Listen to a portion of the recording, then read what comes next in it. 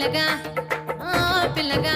యహే ఓ పిల్లగా ఎంకటేశు చూడకబోతుంటవో కానకబోతుంటవో నా పిల్లగా ఎంకటేశు చూడకబోతుంటవో కానకబోతుంటవో